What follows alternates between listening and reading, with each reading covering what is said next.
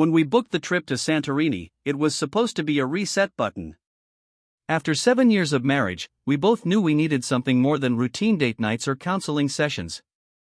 So when Laura showed me the vacation package, sunsets, sea views, wine tasting, and those iconic whitewashed buildings, I said yes without hesitation. We needed this. Or at least, I thought we did.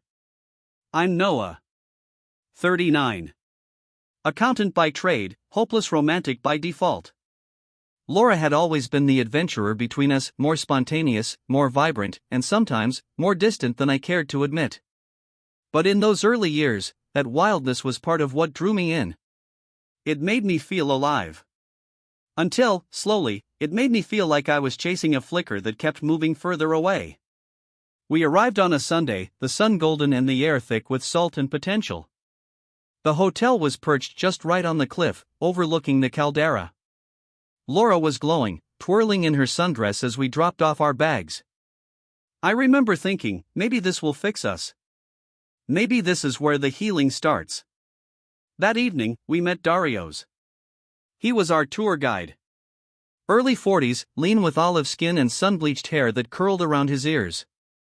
His English was perfect, but his accent rolled every word into something melodic. He was warm, confident, and annoyingly charismatic. Laura noticed him immediately. I could see it in how she laughed just a little louder, tilted her head when he spoke, asked more questions than necessary. I told myself it was harmless. A vacation flirtation. Everyone gets a little loose on holiday. Over the next few days, Dario's led our group through wineries and ruins, boat rides and hidden coves. He'd tell stories about Greek mythology and local legends, all with that same easy charm. Laura drank up every word like it was the wine he poured. By day 4, the space between Laura and me felt wider than the Aegean. She wasn't cruel, never that. But I felt the shift. The way she chose the seat near him on the bus.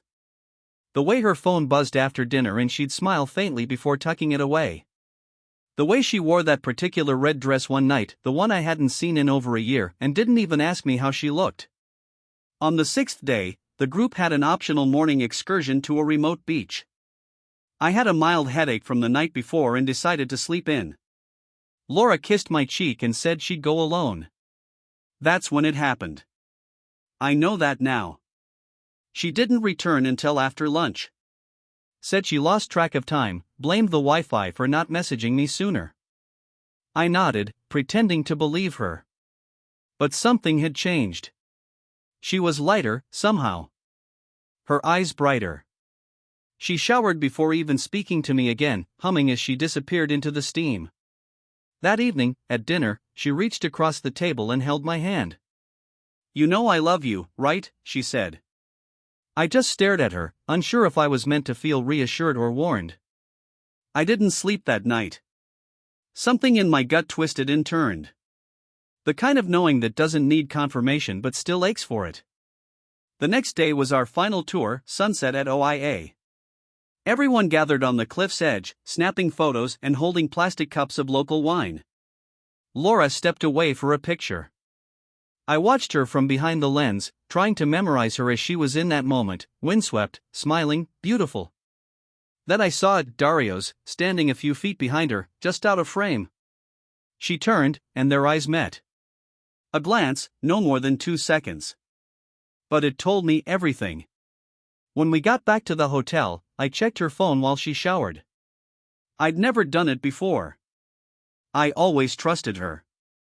But that trust had been unraveling thread by thread since day 1 of this trip. The messages weren't explicit, she had been careful.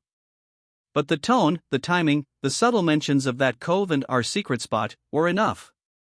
My hands shook, and I locked the screen just as she stepped out of the bathroom. "I think we need to talk," I said. She paused, wrapped in a towel, mascara faintly smudged under her eyes. "Yeah," she whispered. "We do." And just like that, everything we had came crashing down. We didn't talk that night. Not really. She sat on the edge of the bed, towel clutched to her chest like it could protect her from the fallout, and I stayed near the sliding glass door, watching the lights shimmer on the water. The silence between us wasn't just uncomfortable, it was colossal. Like the space between stars. I had 100 questions but no energy to ask them. She had 1,000 justifications and not a single one I wanted to hear. Eventually, she said it. It wasn't supposed to happen. I didn't mean for it to go that far. The phrase echoed in my head like a punchline to a joke that wasn't funny. That far. What did that even mean? An emotional connection? A kiss? A fling on a beach towel while I was asleep back at the hotel? Was it the Cove? I asked, voice barely above a whisper. That morning I stayed back? She looked away, guilt blooming across her face like bruises. That was all the answer I needed. I felt like I was being split in two. One part of me was furious rage like I had never known, raw and volcanic. The other part was heartbreak. Simple, slow, and suffocating. The next morning, we went to the airport like strangers who just happened to share a taxi. I stared out the window. She stared at her lap. Neither of us said a word until the gate was announced. Back home, things didn't implode right away. We returned to our routines. Work. Chores. Dinners made in silence. There were no dramatic fights or screaming matches. Just the slow, painful erosion of something that had already been cracked beyond repair. One night, maybe 2 weeks after the trip, she broke the silence. Do you hate me? I didn't know how to answer that. I didn't hate her. I hated what she did. I hated the way she looked when she smiled at him. I hated that I could still see that smile every time I closed my eyes. I don't know, I said. Maybe I'm just tired. We tried counseling. Once. The therapist asked us why we were there, and neither of us answered. Eventually, I told her the truth. I came because I wanted to believe this could still be saved. But I think I just needed someone else to say it's okay to let go.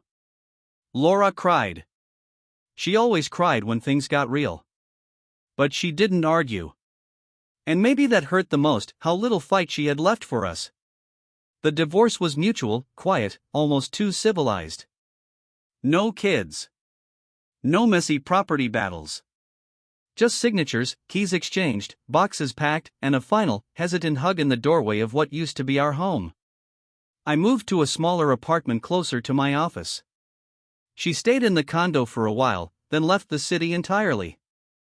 I heard she took a job somewhere in Arizona. Sometimes I wonder if she ever thinks about that week in Santorini. If she still talks to him. If they ever made it past the fantasy of island sunsets and secret coves. It's been almost a year now. Healing is slow. I've started cooking again. I even traveled alone this time, to Lisbon. Different coast, same sea. I didn't book a tour. I wandered, got lost, let myself be anonymous in crowds. It felt good. Sometimes I still think about her. Not with anger, not anymore. More like remembering a dream that once felt vivid but now fades around the edges. I think that's how you know you're moving on, not when you forget, but when the remembering doesn't hurt. Love is strange like that. It can be beautiful, it can be broken, and sometimes, it can be both. But me? I'm still here. Still standing. And this time, I'm not chasing anything. I'm just learning to breathe again. One honest moment at a time.